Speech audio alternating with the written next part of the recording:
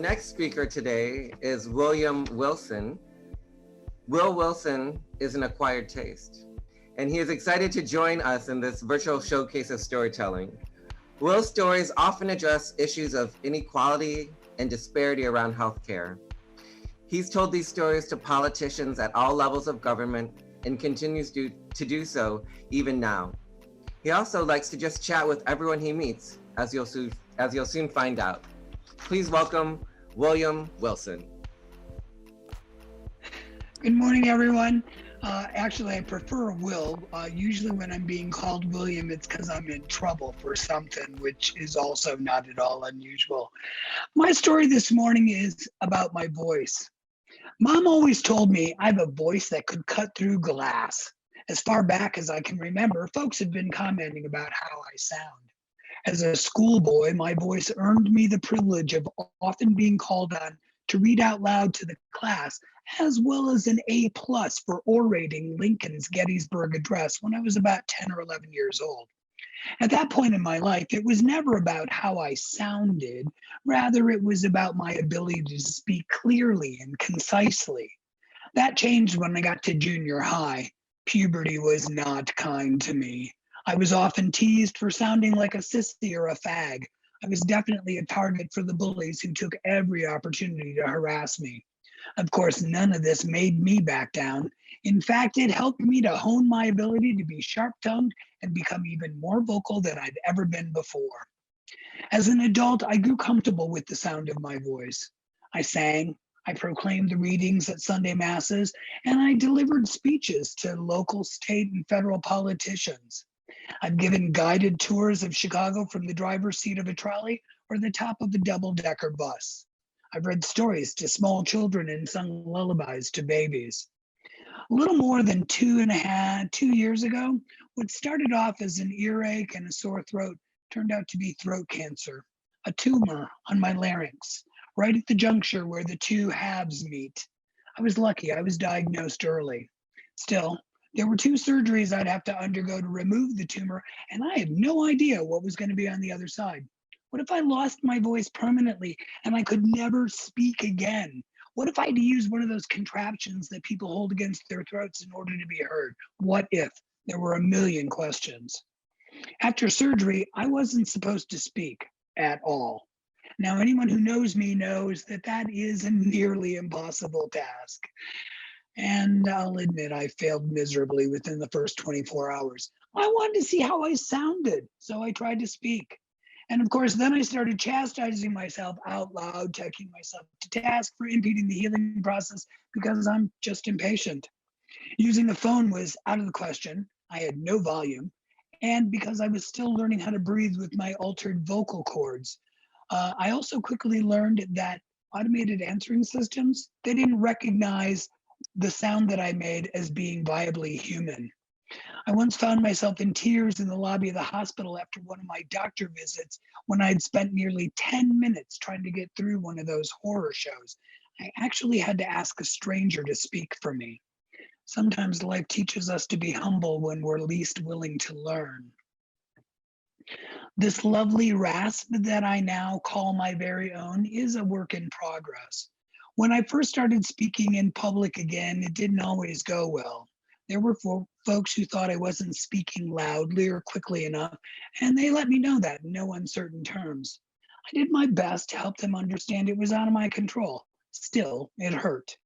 I went through phases. First, the Darth Vader phase, quickly followed by Christian Bale's version of Batman. And all of this was salved one day when I was at the play lot with my friend's daughters, Tamsin, who was 5 at the time, and her younger sister, Finn, age 3. They were digging in the sandbox. I was watching them. They'd ask me questions. I'd answer. There was a little boy, he was maybe about 20 months old, who'd focus on me like a laser beam every time he heard my voice. I started watching him to see what he was going to do. I had no idea what to expect. All of a sudden, he looked me straight in the eye, grinned the biggest grin that he could muster, and then started imitating my sound. If I'd been looking for a hug from the universe, that was it. When I went back to work at the counter at Starbucks on Michigan Avenue, I was supposed to wear one of those personalized speakers so that I didn't stress my vocal cords and that customers could hear me.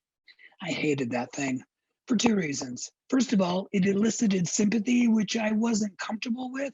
And secondly, wearing it was simply a pain in the ass. That whole process lasted for about a week. I would keep it nearby in case I needed it, but that never happened.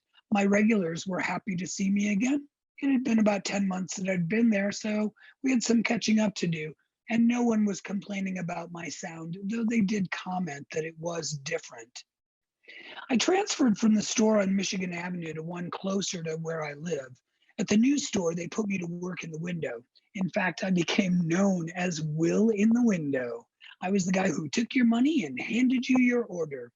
Now, one of the focuses of Starbucks is what they call customer connection.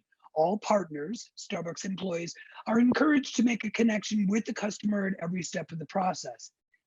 Perfect for somebody like me, and I took full advantage of every opportunity.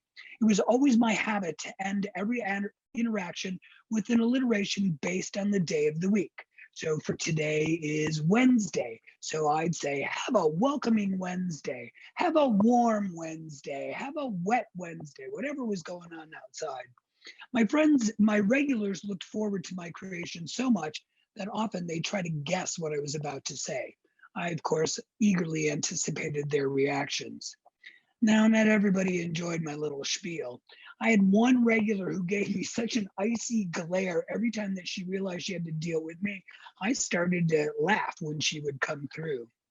I also realized I was very good at this whole customer connection routine. And most importantly, I noticed that folks liked the sound of my voice because they told me so. Every time I received a compliment, of course, I'd thank the giver, but I'd muse internally over my past fears of not being heard. One of my best days was when I received a handmade card from from the four children of one of my regulars. They all drew on it and they all signed their names. Now, my voice has changed. There are things now that I cannot do, such as sing a falsetto or sing a range of scales. Still, I can and I do speak out to politicians and to those in power about the issues that are important to me and to my community. With each passing day, my sound does improve. I notice it when I do something vocally I haven't done in a while. In fact, I recently discovered I can once again shriek. Doesn't always happen, and when it does, it sounds a little odd. I think my muscle memory is still looking for tissue that isn't there. And while I don't sing in public, I will try when I'm alone. Once again, I'm lecturing at Mass and I'm receiving compliments. My soul soars, though, the most when I'm with Auden, who is my heart and almost 2 years old. He'll ask me to read The Crack in the Track or Harold in the Purple Crayon or the ABC book over and over and over and over again. Makes me smile. Thanks for listening. Oh my God.